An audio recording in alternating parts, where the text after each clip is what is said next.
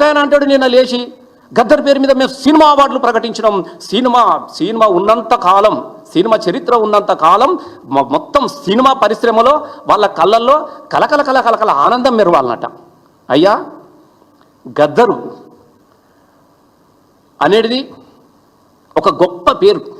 అట్లాంటి పేరుని తీసుకుపోయి చిన్నగా ఒక సినిమా పరిశ్రమకు గద్దర్ అవార్డు అని పేరు పెట్టమని చెప్పేసి మిమ్మల్ని ఏమన్నా అడిగిర్రా? ఎవరికి ఇస్తావు? ఎట్లాంటి సినిమాలకు గద్దరు అవార్డు ఇస్తావు నేను అడుగుతా ఉన్నా. దయచేసి గద్దరు నేను సినిమా వాళ్ళు పెడుతున్నారని చెప్పి సినిమాను తక్కువ చేసో ఇదో నేను చెప్పట్లేదు. సినిమా అనేది ఒక వ్యాపారం. తన జీవితం అంతా కయ్యం పెట్టిందిరో కలర్ టీవీ ఇంటికి వచ్చి అని చెప్పేసి టీవీ మీద గ్లోబలైజేషన్ మీద పాటలు పాడింది కదా గద్దరన్న. అట్లాంటి గద్దరన్నను తీసుకుపోయి ఒక ఆయననేమో పద్మశ్రీకి పంపించినా రాలేదని చెప్తావు. అక్కడికి ఏమైపోయింది? అది వెనుకకు వచ్చేసింది. గద్దర్ను అవమానించినట్టే కదా. ఈ అవమానించింది ఎవరు? పంపిన నువ్వు కాదా అని మేము అడుగుతా ఉన్నాం రేవంత్ రెడ్డిని. అట్లాగే ఆయన సినిమాకు అవార్డు ఇస్తున్నానని ఇంకొక ఆయన అంటాడు. అసలు వాస్తవంగా నేను చెప్తా ఉన్నా, గద్దరన్న నంది అవార్డును తిరస్కరించిండు. మల్లెతీగకు పందిరి పోలే, మస్క చీకటిలో వెన్నెల పోలే, నీ పాదం మీద పుట్టుమచ్చనే చెల్లెమ్మతో బుట్టు రుణం తీర్చుకుంటేనే చెల్లెమ్మ అని చెప్పేసేసి ఒరే రిక్షాలో గద్దరన్న పాట రాస్తే అప్పుడున్నటువంటి ప్రభుత్వం నీదే, నీ కాంగ్రెస్ ప్రభుత్వంలోనే నంది అవార్డులు గద్దరన్నకిస్తే ఈ అవార్డు ఆయన తిరస్కరించిండని చెప్పేసి నిన్న గద్దర్ బిడ్డ ఆంధ్రజ్యోతిలో ఎందులో వ్యాసంలో కూడా రాసింది మా నాన్న అని. అరే నీ అవార్డునే తిరస్కరిస్తే ఆ సినిమాకే నీ పేరు పెడతా అంటే అసలు గద్దరన్న ఎడి తీసుకుపోతురా అని మేము అడుగుతా ఉన్నాం. మేము గద్దరన్న ఏ పాటలకు ఇస్తావు?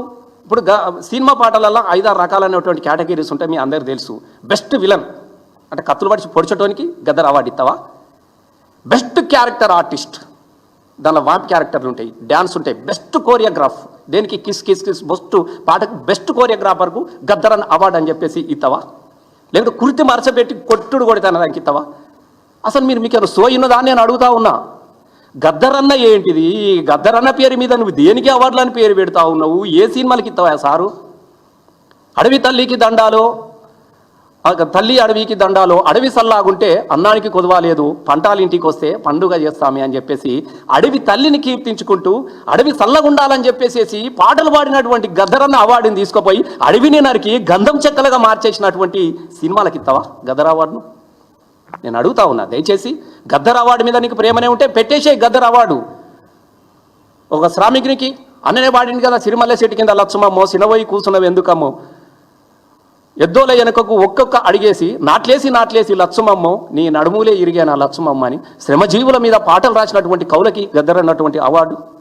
గద్దరన్న అవార్డు ఆయనతో కలిసి నడిచిన ఊరు మనదిరా, వాడమనదిరా, పల్లె మనదిరా, ప్రతి పనకమురా, సుత్తం అనేది, కత్తి మనది, పలుగు మనది, పారమనది అన్నటువంటి గూడ అంజన లాంటికి గద్దర్ అవార్డు.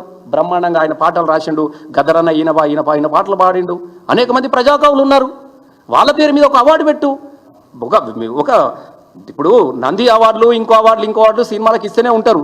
కానీ దేనినైతే వ్యతిరేకించిండో వాంటెడ్లు దానిని తీసుకొని పోయి నువ్వు గద్దరన్న పేరు మీద పెట్టుకొని ఎంత విచిత్రం, అసలు విచిత్రమైనటువంటి పరిస్థితి కనబడుతుంది. ఏమన్నా అంటే చూడు దొంగలన్నట్టుగా ఉన్నది. అరే మీరు గద్దరన్న ఎక్కడో కోరుకున్నాడు, దాన్ని వ్యతిరేకిస్తే నేను సినిమాకి అవార్డు పెట్టినా ఇది కలకాలం ఉండాలని ఒక ఆయన అంటాడు. ఇక ఒక ఆయన ఇంకా విచిత్రం అనిపిస్తుంది. ఆఖరికి ఏం దాకా వచ్చిందంటే నిజంగా చెప్తా ఉన్నా, చివరికి గల్లీకాడికి వచ్చింది గద్దరన్నది పేరు. మొత్తము విశ్వవ్యాప్తమైనటువంటి గద్దరన్న పేరట ఒక గలికే పెడతాడట, పాత బస్సి నా పెళ్ళికి పెడతాడట. ఇక ఏంది ఆయనకి సోయిని మాట్లాడుతున్నామా రేవంత్ గారు? అసలు గద్దరన్న ఏంది, నువ్వేంది, నువ్వు పెట్టుడు పేరేంది? గద్దరన్న కట ఆఖరికి నా పెళ్లి గడ్డకాడికి వచ్చింది ఆ గద్దరన్న పేరు, గల్లికాడికి వచ్చింది. మాట్లాడేటప్పుడు సోయినదా?